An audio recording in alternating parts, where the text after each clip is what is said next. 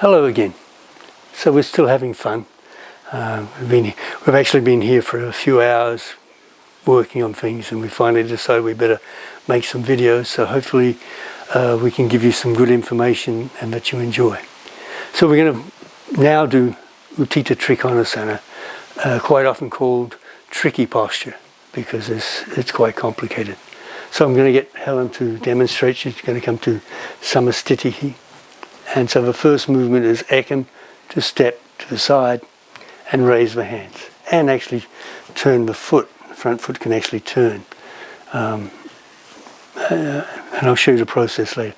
So what we're looking at here in the posture is two things. We're looking at reaching this hand away. And from this hand, if you reach it away and you have all the connections through Zong Dantian, Sha Dantian, but it'll actually feel it. You feel it. The more pressure you put, you feel the legs. Okay. So the leg what I'm concerned about is this leg. So I'm going to actually put pressure there so she'll remember. And this is the one you really push into. This one, you just connect it.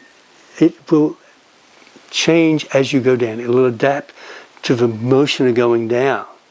And the muscles will engage as much as they need to. But this one is what's going to be the driving force.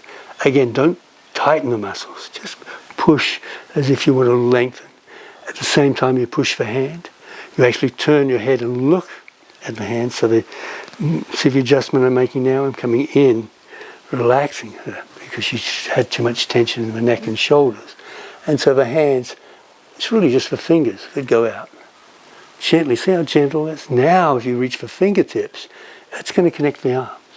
So you see that gentle adjustment? Just reaching out and then saying extend and reach your fingers. And you can actually touch. And that will free the head up, making it much more pliable on which to turn. Then we come to this place here, press the back foot, and then exhale and go down. Okay? And I'm going to have her come up again and just explain a little thing that when we're going forward in this posture or going to the side, the movement is right here. It's not at the waist, it's at the groin. So this needs to drop out of the way. So this is actually outer rotating, giving more space in the groin for it to fold. So again, we're reaching here, outer rotating, exhale, and keeping the pressure on the finger as she goes down. So once she's here, I still need to make a few minor adjustments. So I'm actually going to come here and put my shoulder against her arm because I don't want the arm to go back, because if it goes back, the Zong Dantian would go forward, creating a back bend and actually block the pelvis. So I want this actually to be pushing forward. So I want her to press into my hand. Yet again, it'll connect to Zong Dantian, but it'll draw it in, releasing the tailbone, connecting to the Sha Dantian. And allowing the outer rotation of the hip.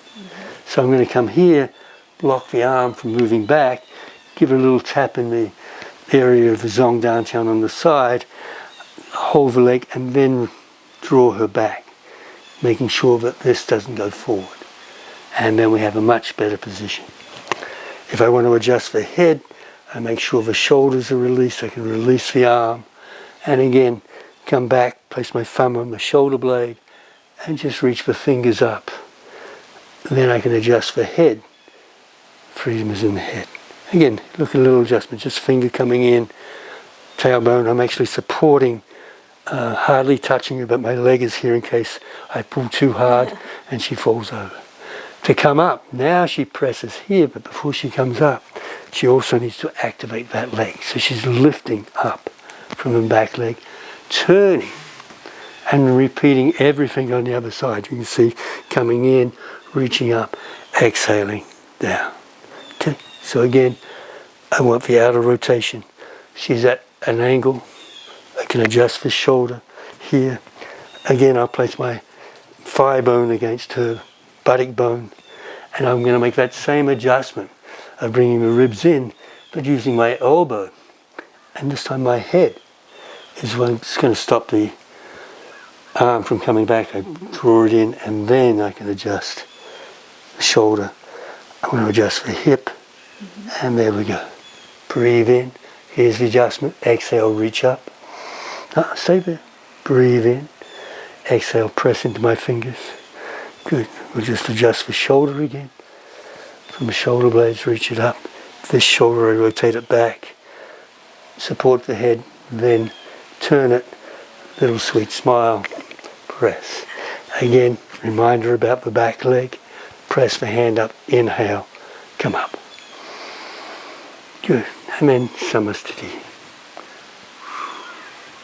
Okay. Smiling. Had fun doing that one. So there's a few bits of information about the posture and the adjustments that I make. Nothing with pulling anybody. Everything is done with a direction, trying to give direction of where to go, so that you can learn how to do it yourself, understand what muscles are involved, which muscles to release. So remembering that as I show you that this leg, I don't worry about this. I make sure I've lengthened it, but I don't engage any muscles. I'm just balanced. Before I go down, I actually push. As I'm reaching through this leg to length, I'm going to push from this foot to go over. This hand is reaching.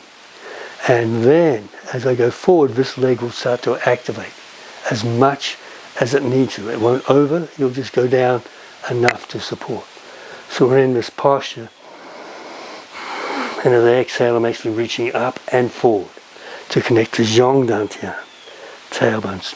So when I'm doing it myself, I'm very much concentrating here and here, tucking it, and looking for space here in which to rotate and go a little deeper. Okay, so I don't even need my hands. In fact, I normally haven't been doing it with my arms because I have a sore shoulder. I've been doing it like this, but I've been holding for 25 breaths. And then to come up, press that leg, reach this hand up. Okay. Thank you, Utthita Trikonasana. Some adjustments and some more information about the important points of that posture. Thank you.